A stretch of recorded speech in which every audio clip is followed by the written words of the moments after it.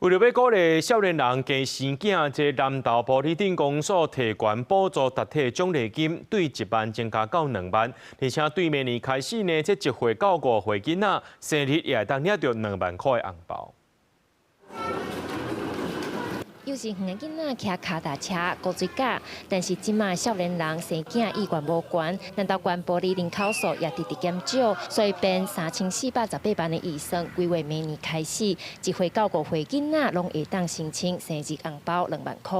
有这2万块是不无小补，但是有关提高生育率的话，因为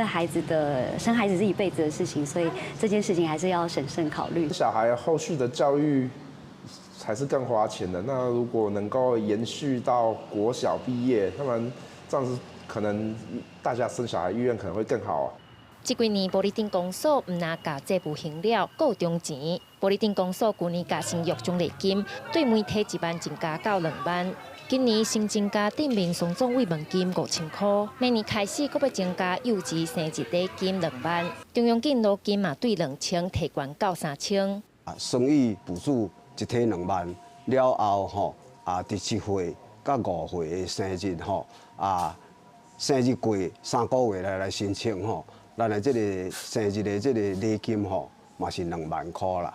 玻璃顶公所表示，玻璃顶幼稚生日礼金2万块，幼稚和父母的其中一人，爱伫幼稚满1岁到5岁生日进前，连续设户口的玻璃满1年，期间拢唔捌迁出去才会当申请。记者辛平基南投报道。